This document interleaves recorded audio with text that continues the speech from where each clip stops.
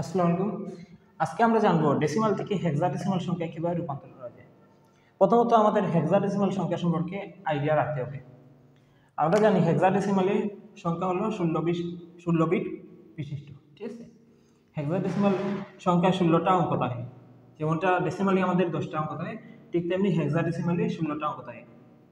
প্রথম 10টা অঙ্ক কিন্তু ডেসিমালের মতো হয় 0 1 2 3 4 5 6 7 8 9, কিন্তু বাকি 6টা কিন্তু ব্যতিক্রম। বাকি আমরা কিন্তু হেক্সাডেসিমাল সংখ্যা কিন্তু 10 কে আমরা এ বলবো, ঠিক আছে।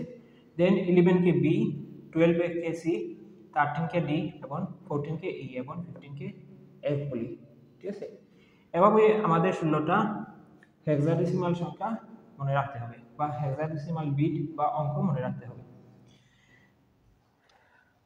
একটা উদাহরণ নেই, 1664.71। এটা অলরেডি ডেসিমালে আছে, এটা আমাদের নিতে হবে হেক্সাডেসিমালে, ঠিক আছে। হেক্সাডেসিমালে এটা হেক্সাডেসিমালে নিতে হলে আমরা জানি প্রথমে এই দুইটি পার্ট আলাদা করব। পূর্ণ সংখ্যা 1664 ও দশমিক সংখ্যা 7.1 আলাদা করে লিখতে হবে। দেন আমাদের 16 দিয়ে ভাগ করি, 16 দিয়ে যদি আমি 1664 ভাগ করি তাহলে কিন্তু ভাগফল হয় 104। আমরা ক্যালকুলেটরের সাহায্যে 104 এটা বার করতে পারবো, ঠিক আছে। আর ভাগফল ভাগশেষ 0, এটা বললো ভাগফল, এটা হলো ভাগশেষ। দেন 16 দিয়ে আমরা 104 ভাগ করি, 16 দিয়ে যদি 104 ভাগ করি তাহলে কিন্তু ভাগফল হয় আমাদের 6 এন্ড ভাগশেষ 0।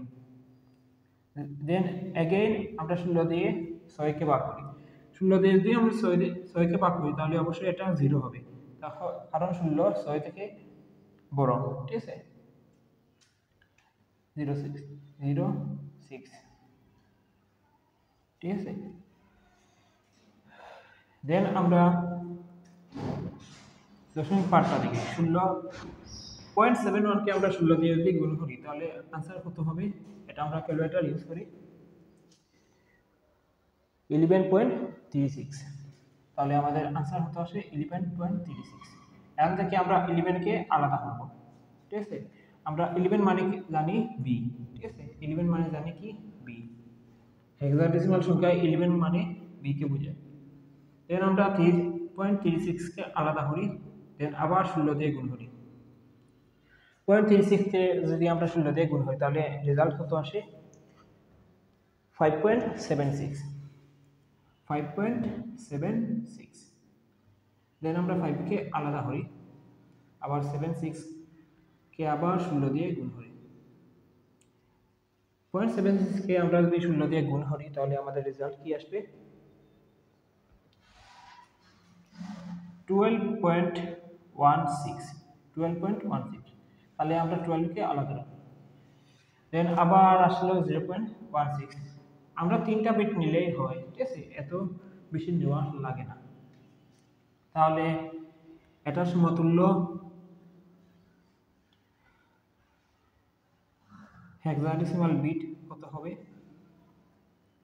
600.11 বলতে b বোঝায় b 512। ধন্যবাদ।